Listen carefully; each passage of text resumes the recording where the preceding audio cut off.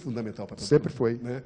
Só que não existia essa figura na época, né? A figura do produtor, mesmo a nível de Brasil, existia quem fazia isso, mas não tinha esse nome, não tinha essa denominação, não tinha essa valorização. Hoje, no Brasil, até com o surgimento dos cursos universitários de produção cultural, há uma valorização desse fazer.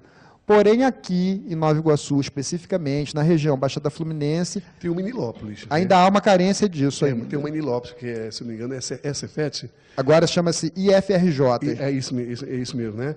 Uma Nilópolis que está desenvolvendo um trabalho muito bacana de produção, que tem curso de áudio, de vídeo e tudo mais. Jorge, eu gostaria de dar continuidade ao que nós estamos falando sobre o papel do produtor, mas eu gostaria de falar para vocês o que era o Desmaio Público.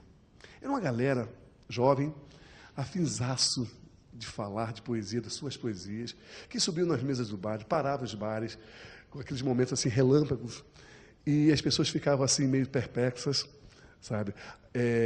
Vendo tudo aquilo, e a galera mandava ver com suas poesias, sem mais sem menos, saíam, fugiam e iam embora. Não é isso mesmo, Jorge, que acontecia? Era muito legal, era muito impressionante. Legal. Então, vindo do nada, e sumiu do nada também, sem mais sem menos, mas deixava uma marca muito interessante com o seu trabalho, sempre vendendo algum fanzine, enfim, algo que eles tinham produzido, né? Muito legal. O produtor, Jorge, como estava falando, o papel dele hoje é fundamental para que aconteça essa efervescência cultural, seja numa cidade, ou seja num espaço cultural. Enfim, eu vejo ainda ele não tão valorizado. Tipo assim, o artista já não é valorizado no seu papel. Mas o produtor menos ainda, né, Fernando? Você não concorda, não? Porque, na verdade, muita gente ainda nem sabe, nem conhece direito o que é isso, né? As pessoas, às vezes, perguntam assim, mas o que faz um produtor e tal? Eu me lembro, por exemplo, dentro do governo, muito rapidinho contar isso, né? Dentro do governo, uma vez que a gente mandou um processo e tinha vários valores no processo. Valor de cachê, valor de aluguel de som, aí tinha lá, produção cultural. Aí a figura lá, a pessoa lá da procuradoria nos chamou para poder perguntar o que é isso que vocês colocaram aqui.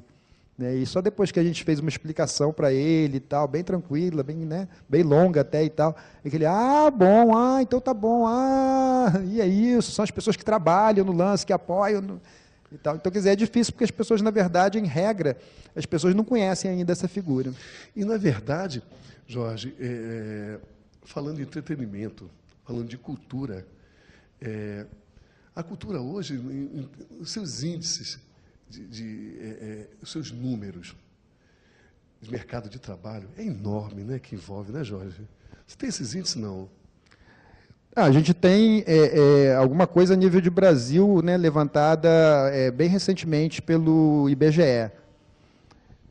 Na verdade, o setor cultural, no sentido amplo da palavra, quer dizer que envolve entretenimento, envolve emissoras de TV, jornal, né, no sentido bem amplo.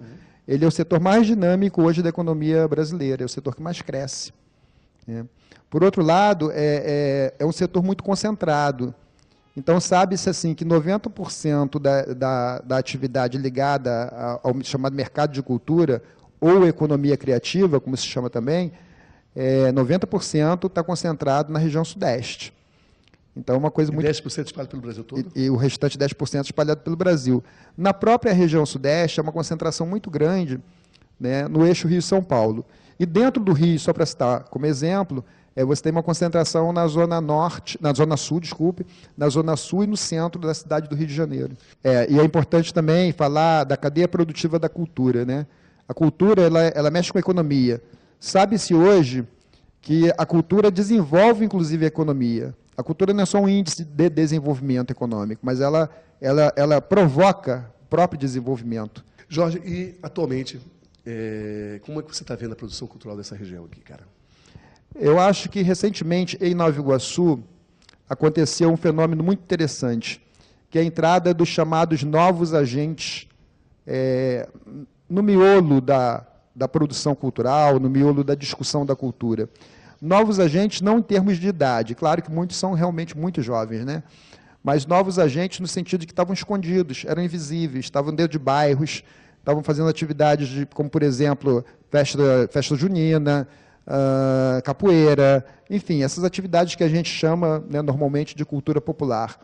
Então, com um certo incentivo do governo federal, com algum incentivo do governo municipal aqui, com a questão do Fundo Municipal de Cultura, esse pessoal se aproximou. Então, hoje, eles se assumem como agentes de cultura.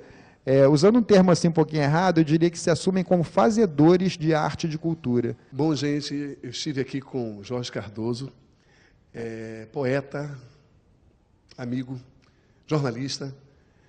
Jorge, prazerzaço, sua contribuição no Quitanda Cultural, falando sobre produção cultural aqui da região. Tá ok, cara?